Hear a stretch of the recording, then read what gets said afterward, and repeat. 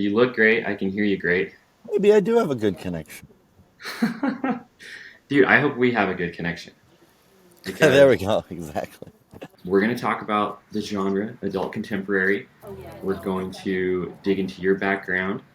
We're going to uncover your work with Solange and highlight, most importantly, your new album coming out June 27th.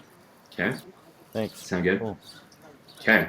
So first, though, I have to give an intro. I wrote an intro for this, just kind of to set the tone, a little context. So I'm gonna go ahead and read that now. Hopefully, it's not too embarrassing. Yeah. But okay. So musically proper was originally inspired by artists like you, Blood Orange, Part Time, Conan Moccasin. You guys were all making pop music that didn't sound like anything else. It was emotional, weird, stylish, and totally unafraid of being beautiful. You were making what I called outsider pop, and it was quietly influencing everything around it. Tyler, the creator, eventually sampled Part Time. You ended up producing on a Solange track. And lately, I've been thinking a lot about what happened to adult contemporary music. Not the elevator stuff, but that rich, cinematic, emotional kind of pop that people used to slow dance to. And I honestly feel like your music feels like a modern version of that. When people ask, like, what happened to adult contemporary, I'm like, you should listen to Song Nicholas Savage. Do you see yourself as part of that lineage carrying the torch for a new kind of adult contemporary, or maybe something else entirely? Growing up, we had in Canada, there's, instead of MTV, there's Much Music.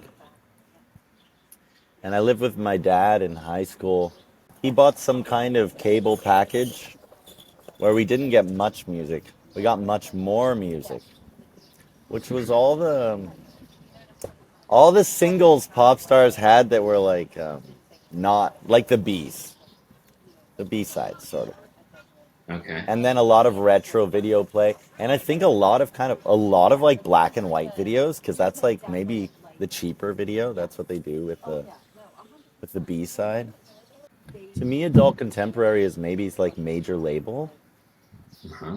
So maybe that's what you're saying too. Is I was doing something, and these other artists you listed, I didn't know Conan until like way later what he was doing, because he's from the other side of the world. But yeah, I was doing a pretty soft music pretty early as a reaction to a lot of yelling in our households, a lot of homophobia growing up, and that like, which was sort of just xenophobia, like anything that's sort of emotional or sensitive is, because I was thinking about my uncle and this like, yeah, I mean the boomers, my uncle and my dad's generation, they were like metal and rock is it's rebel. The parents are it's Satan music because they're more religious or something. So with that wall had been broken down. So then they're like, okay, my our nephew or my kid is gonna play music, and I'm down to rock. So like, let's see him rock. And then I just start playing this like absolute, like sensitive, like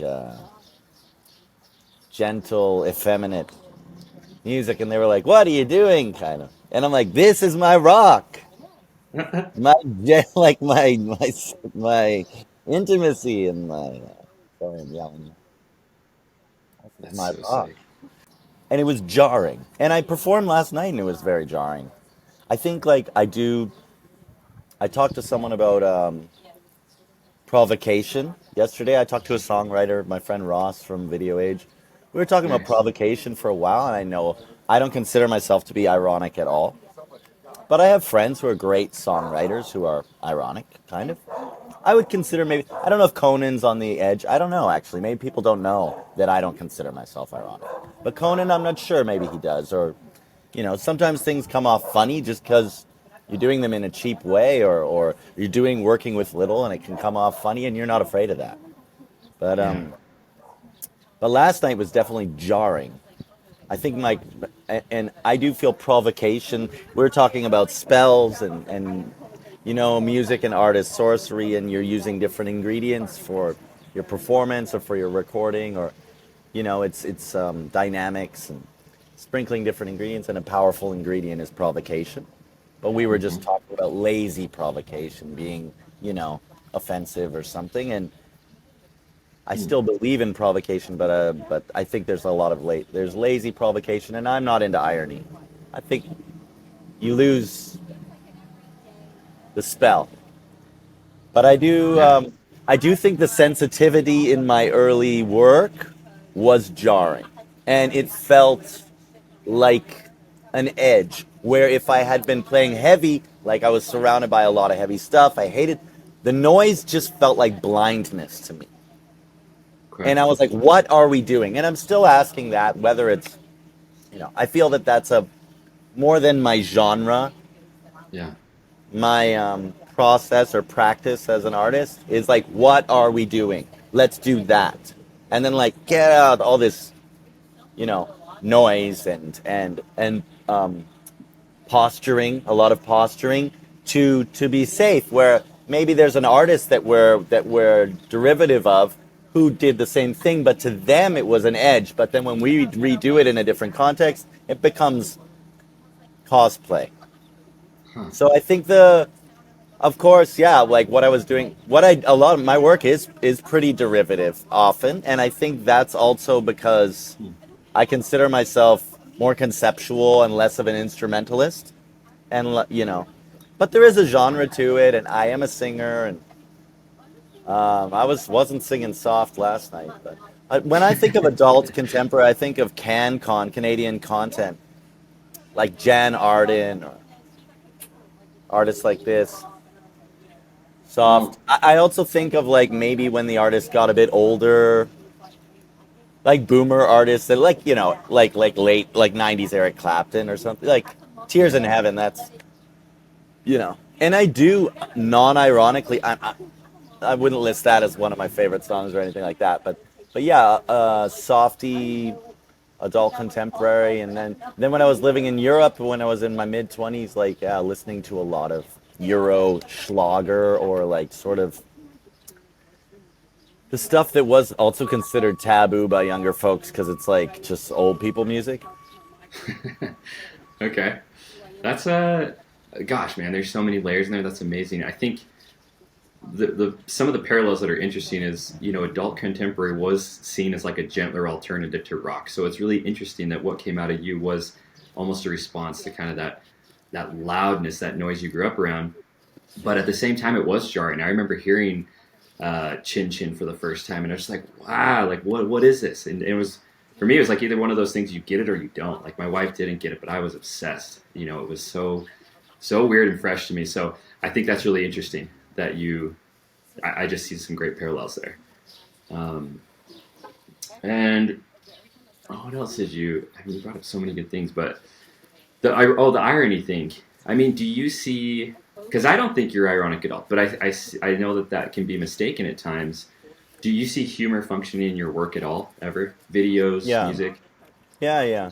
I just did a video that I'm for a new song from the album. I'll plug the latest single or the single before. The first single was song "Your Drug." It was um, uh, a duet Hmm. with, yeah. I mean, doing a duet can come off as really like, "Are you kidding?" kind of thing, and we had to work for a while when we first started doing it.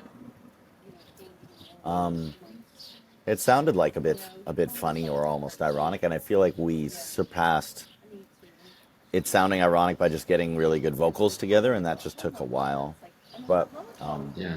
and now it's sort of seamless that it's sometimes something can seem maybe ironic because it's failing a bit. Hmm. But if you're not a mainstream artist with a certain budget, or you're trying something that's really out of your realm, I mean, I Yeah. think I'm often like reaching pretty far and failing a lot, and that can be like it's dangerous, and that can be like people are like, no, I can't handle this, and you know that's definitely my fault. But yeah, like I was talking about the mixture, how dangerous do you want it to be, and how many audience members do you want to lose or something. I've definitely made recordings that are very sincere before, where I'm like, yeah, but this is, when's someone going to put this on? You want to make something a little bit functional, I got carried away there. Sorry, but No, dude, this is so good because you're touching on so many topics that I want to talk about. I gotta the functional aspect I want to get back to, but a question first about but yeah, it does come off funny. I made a film, and I like my partner, my girlfriend in life is the funniest person in the world. So I like to goof around a lot. I'm a funny person. Mhm. That's not like a place I go to really when I'm singing, but yeah, I mean, yeah, like Yeah, I don't consider myself a comedian or anything, and I'm not trying to be funny, but if something's accidentally a bit funny, I'm not like I'm not trying to sure. stop it. And I Well, I screw love up, that. I fail a lot, and that can be quite funny. And then if you Well, have to that laugh at that. yeah. I mean, that word is such a great word because it reminds me of a conversation I had with Audrey Nouveau, and he talked about failure pop. He wanted to call his music failure pop for a while, and Jealous, amazing title. Call me that. Call failure me pop, that. right? And he said that, like, in the '80s, like Marvin Gaye's the record with Third World, it has sexual healing on it, but a lot of Yeah, it yeah. is him just riffing over Midnight drum Love. machines. Midnight Midnight Love, Love. yeah, But all his and albums are really weird like that. That one's just it really stands out because it's I'm a big fan. That one just stands out because it's like it's bedroom pop. It is made in it's they made it in Belgium in like his keyboardist's bedroom. I think they were sober. maybe. I think he was. I think that's why he went to like Belgium to get sober. I don't know why. There's videos of him jogging. Have you ever seen these? No. He's like, I had to get in shape.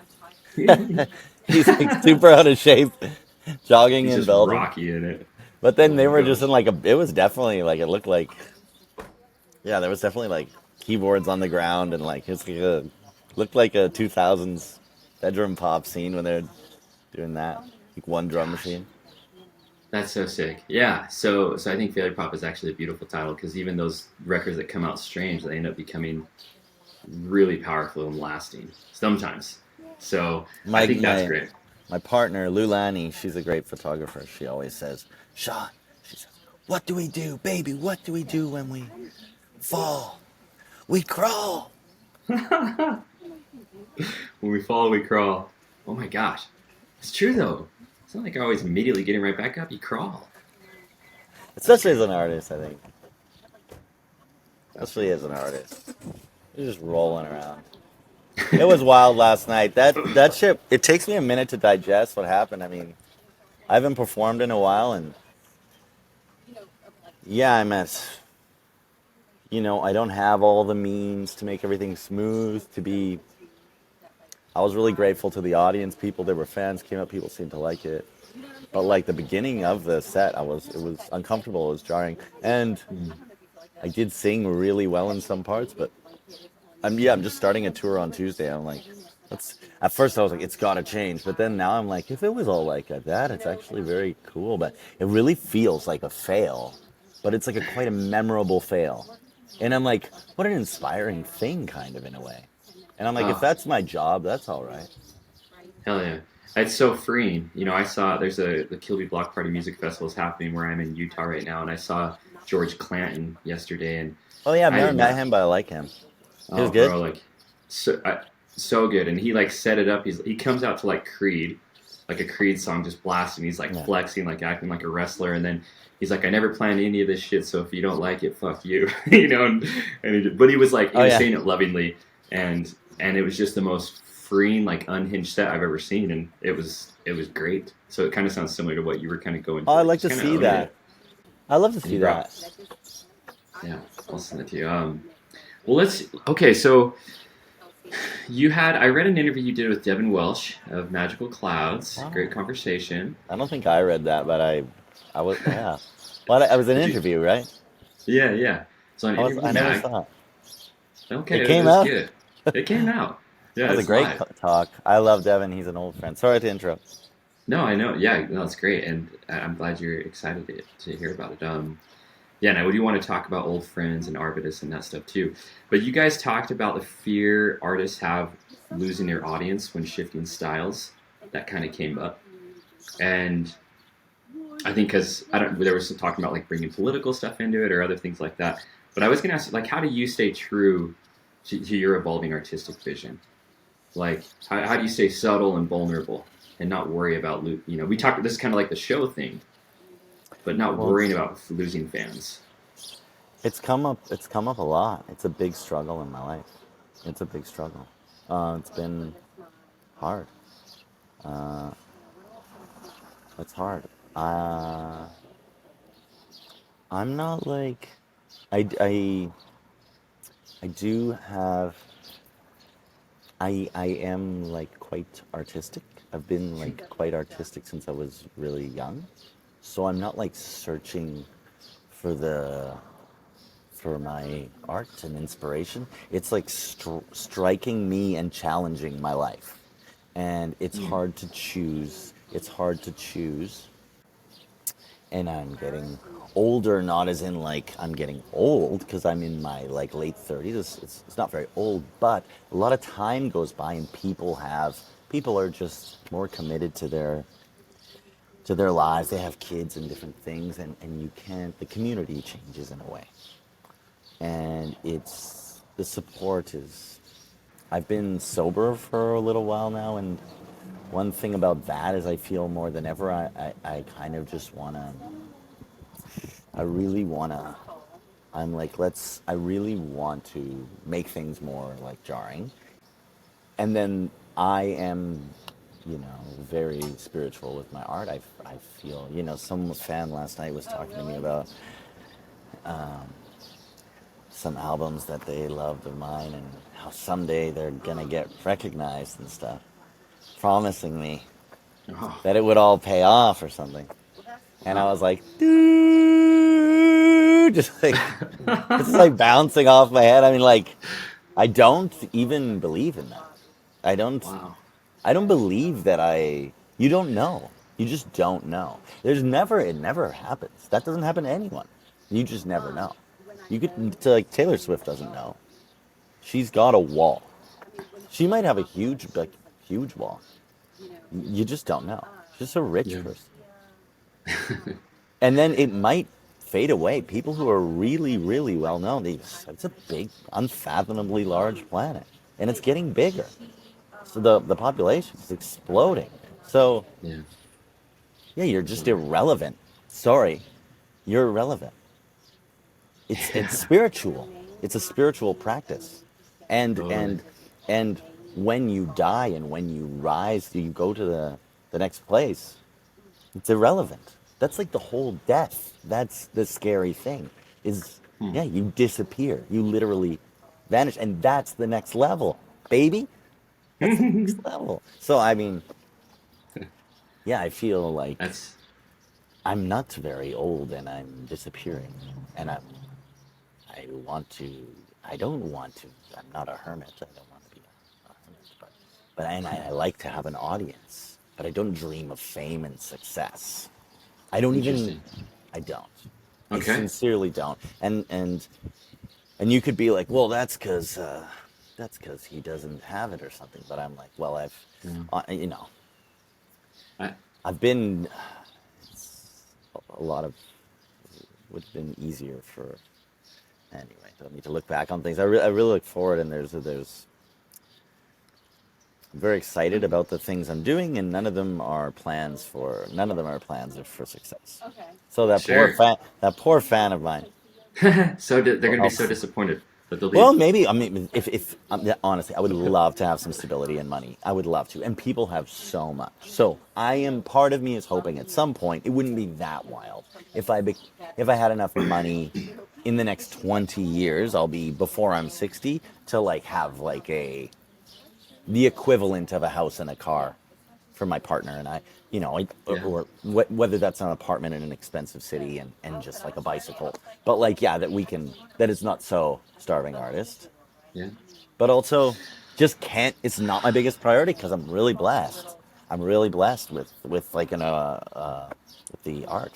So Yeah. it's just, and I'm not Van Gogh, like totally, I'm not super ill, and right now I'm sober, and so I feel very like safe. I feel really safe. I'm not ill. That's good. I'm very unill, I would I'm happy argue. for you. No, I'm happy for you. Yeah, That's thank so you. interesting. Um, because well, it's funny to hear a fan say that like it's gonna pay off or something. Because I feel like what you've already done so much has already paid off, and it kind of I want to transition to the Solange talk a little bit, but like, and I'm not money wise, but like just you look at your videos, man, in the comments, people who love your music.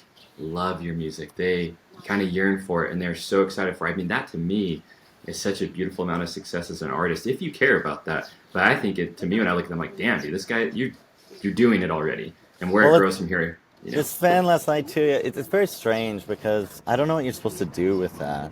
Hmm. Yeah, it doesn't. It just feels like the wrong part of ego or something. It's like Yeah. it's a privilege and it's an honor, but it doesn't influence anything. I guess it can't, right? What Yeah. could that influence? I Yeah. mean, it's a sign of togetherness and connection, and I'm super grateful. Yeah, if I was being shunned by everybody, I would have, yeah, that would really, that would be harder for sure. Yeah. But I'm not trying to please anybody when I'm making my work. Oh, I am. Like I said, functional. I would like to make something functional. I would like to make my work more functional. So in a way, more poppy. I would like to make Mm. more poppy in a way because I do think, I don't want to be muttering to myself. I want to be saying useful thoughts, functional forms and ideas, and Yeah. putting things together in an understandable way. So I don't want to be mumbling to myself, brilliant, unintelligible thoughts. That's not my goal. So I do want to be simple and Yeah. clear, and so in a way, striving to be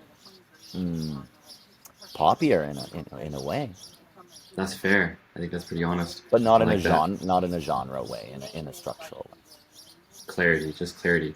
Um, so you something else you said with Devin, you guys were talking and he said there's some things you just can't really write about. And you responded and you said that's what poetry is all about.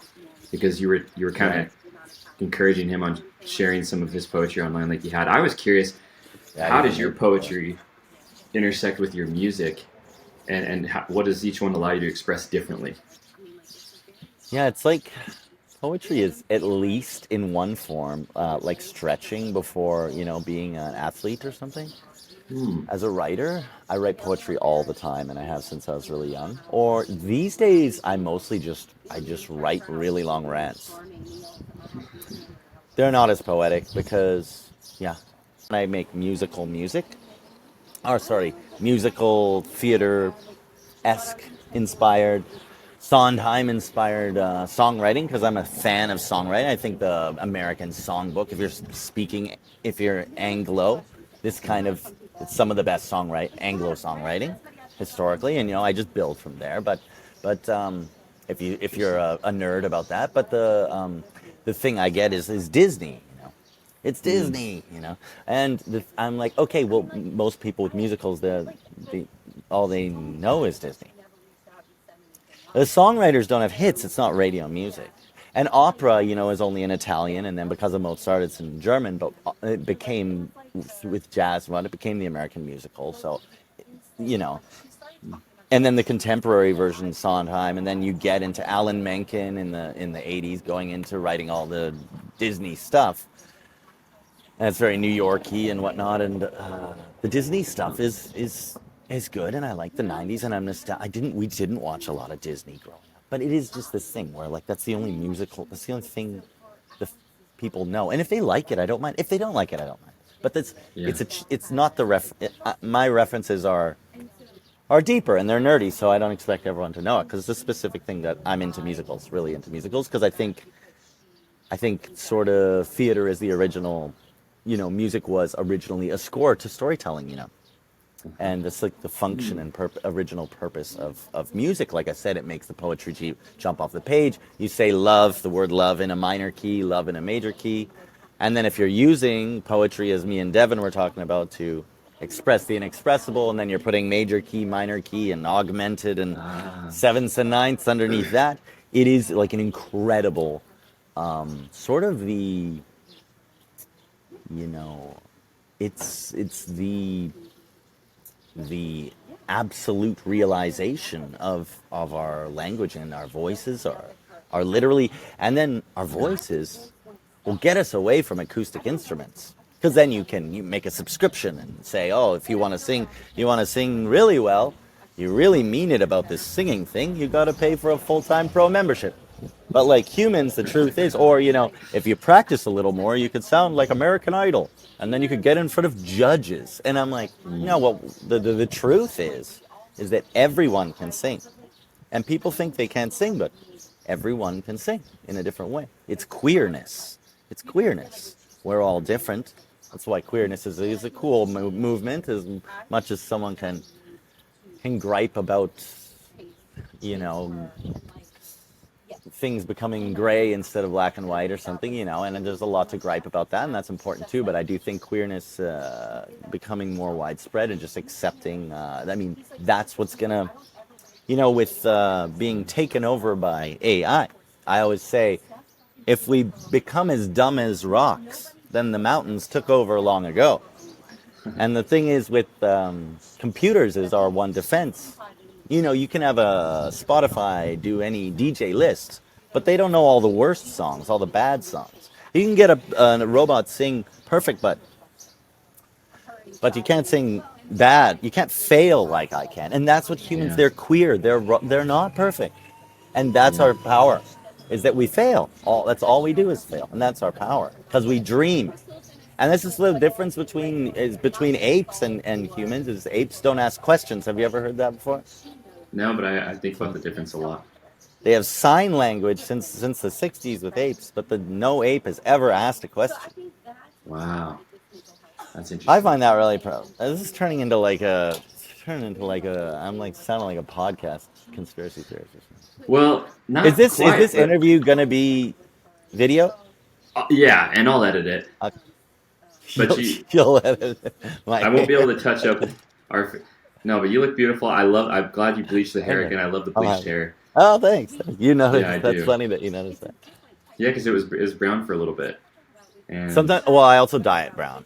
yeah. Oh, okay. Yeah, that My, makes my sense. Okay. my natural color, I don't even. It's like it's getting gray here on the sides, and it's like initially a very sad blonde, like a tired a tired A weary blonde. blonde. So Okay. then, yeah, I try not to bleach it because I want to grow it out, but then, well, we probably have more important things to talk about.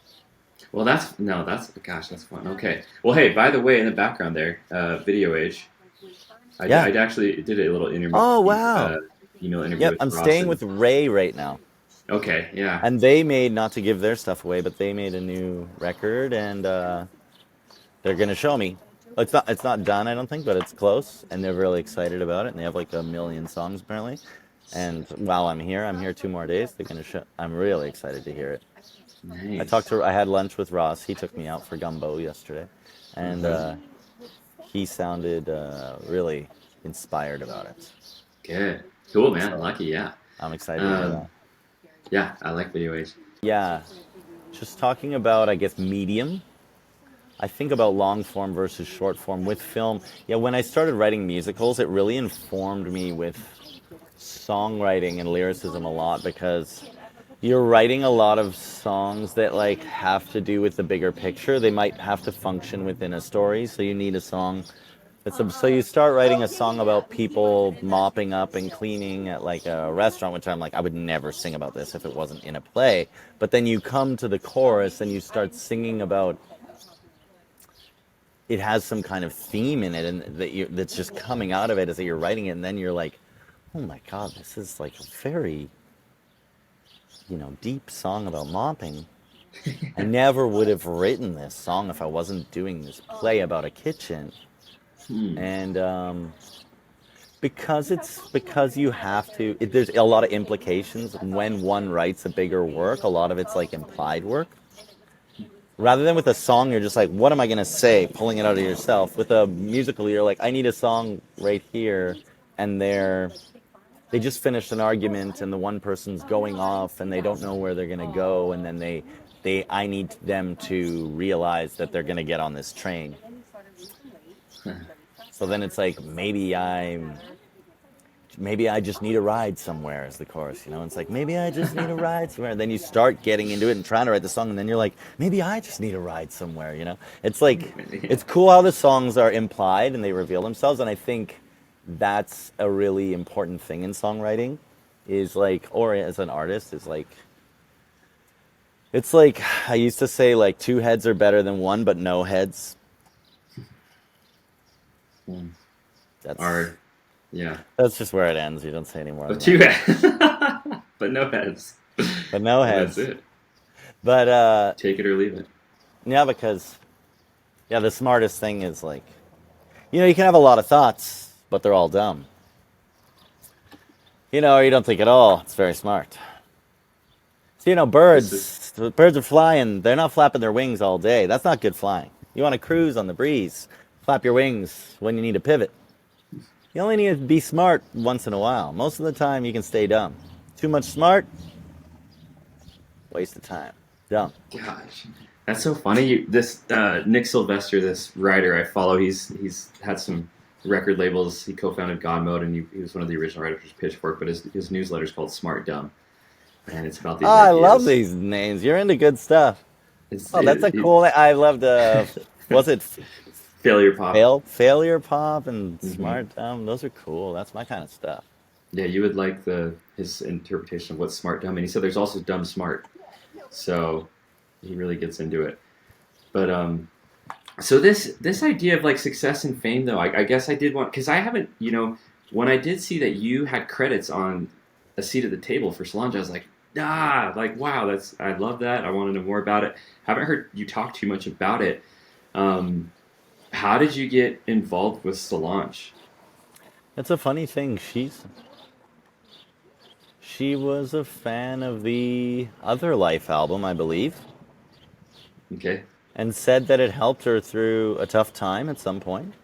I think Mm. it was. She was really like trying to give me some props, and then when we started working on a song together, it was smooth and it was fun, and I loved making that. I made like that song "Where Do We Go." I did some of Hmm. the lyrics, and I wrote like uh, not the verses, but the melodies from the sort of bridge to the chorus and the part after the chorus, and I really love that song, and it was really fun writing with her. I think it was a really flattering thing that she wanted to write something with me and meet me and be included with me. And I think for her, I think that was just like being true to herself, because she was probably like, I listen to this thing. I'm making my new album. I like how this thing is outsidery, and like I want to have that in my, Do you want? Am I Yeah. saying it right? Yeah, I think so. I Like I think want to have it's that on this album. yeah, I So touched with that. rather than she's in a position to. I mean, that was a choice she made. This not a poppy choice, Hmm. but it was very. She was sweet to me. I also opened for her, and Wow. I think she had worked with Dev Hynes, and Dev Hynes is. I've met him a few more times, and he's said that he's been a fan of my music. When I'm obviously a fan of Dev Hynes' music, Hmm. I love what he's doing. I think he's doing really cool work too. Yeah, he's That guy's really. another hero of a hero of obscure decision Hmm. making. Hmm. Uh, but um, but um, yeah, I think Solange is just cool, and yeah, I, um, that's I fun. yeah, I love all the albums she's made, and um, yeah, but yeah, it's very like quite famous person, and with her family and all that, and her own work. She had some really cool experiences. She's younger than me, which is funny too, because Wow. when someone's sort of like has a lot of presence like that, it feels, because she was like singing on tour with Destiny's Child when she was a teenager and stuff. It just feels like I used to have that because I'm good old friends with Mac DeMarco. Sometimes it feels like he's older than me, Hmm. But then But he's it'll not. like become apparent sometimes that I'm like that I'm definitely in certain things I'm like older than him. But like I mean, the experiences he's had, they kind Okay. of they give you a perception, a certain perception Yeah. that is like aging in a way or something. Interesting. Like a laid back, burnt out, like wide flat perception or something. Like Seen it it's all. all good. Yeah. It's Seen it all all. good. That older people get. That older people get. Hmm. But then also being, the age gap is closing as we get older. But when I was in my early 20s, he was still a teenager. Gosh, that's funny. So he's like Well, 6 years younger than me or something like that. yeah, he's in his 30s. Um, I guess that kind of takes me to um, the new record a little bit, just because I've been thinking about the name and the cover, and Mac DeMarco, he helped you create the cover for Shine. Shot that out in the ocean, and and so you've been on your covers before, obviously, but this one's so kind of raw and direct and up close. Could you tell me about the name, where the name came from, and then kind of why you chose that photo for the album art? It's very strange. Hard. The knowing is so hard, and I'm screwing it up still. The album's not out yet, so I have time. But talk about expressing the inexpressible. I think that name. Sometimes I understand it, and then I forget, and I don't understand it again later. Wow. The cover of Shine was like I want to be standing in the ocean, like coming out splashing, going like this. I swear I had exactly the idea. I mean, it's a simple idea. Yeah. But I had exactly the You idea of saw it. how it looked. And then Mac was like, let's go do it. We went to Malibu and we did it. And then he showed me the picture, and I was like, that's exactly what I wanted to do. So it's really perfect. Yeah. With the knowing, we didn't have an idea, and we were trying to. It was Jennifer or Lulani, my girlfriend. Hmm. It was New Year's Eve. This last New Year's Eve, we were getting ready to go out, and we were like, let's do the album cover now. We were going to in her bedroom try and do. We were doing an eyeball. I was trying to do Mm. an eyeball. There's a lot of albums that have eyeball covers. I didn't really have a better idea, and I wanted to do an eyeball, maybe with some layered imagery or something. I wanted to do a more layered thing, Did you which I've have the done in name the in past. mind? Did you have the name I in mind think at we that had point? the name at that point, yeah. Because the And eyeball then, for the knowing is interesting. yeah, it's that kind of thing. And then the we did a little photo shoot, and I'm not that. There's like three photos that turned out from. She took a lot of photos. We were just getting ready to go out. I was like naked, and we were putting on makeup and stuff, and just in our bedroom. And then I had my eyebrows shaved off at the time. As soon as we like looked at, I think I painted on eyebrows that night, but this is before I did it. But as soon as we looked at the camera and saw that picture, we both were like, "Whoa!" And then we made it into a square, and we both looked at it, and I was like, and Jen, before I could say, she was like, I think that could just be the cover, just like that. And I was like, it could be. I didn't want to say right away, but I was like, clearly, it like popped. It's Hmm. a really nice picture, but it was just a Okay. fluke. It was just a fluke. Striking. I think it looks Cool. really striking, and I was Yeah. embarrassed about how sort of naked it is. I feel pretty. It's edgy for me. It feels edgy and weird because, yeah, I don't want to give off that kind of. I don't want to be too like sexual or something, or Oh. like too submissive. I think my mouth is open and it's a little bit. But I just think the image is really striking and pretty and cool. So I'm like, okay, it's weirder because it's me. Yeah. If it wasn't me, yeah, and I do love it. I think it's I like how it's edgy like that with the work. I think it's representative, but I think it's representative, and the title. It was so funny. Like that song is quite different. The title track, "The Knowing," it's quite different than the other songs on the album. It's like much more stark, much more sort of because I wanted to do sort of more some almost it like naive, really naive work. Hmm. or naive, so maybe like idiotic in a way. I wanted to have sort of, not to be insulting to these artists, which I respect, but like Sugar Ray and Smash Mouth, I've always wanted to have that kind of an element.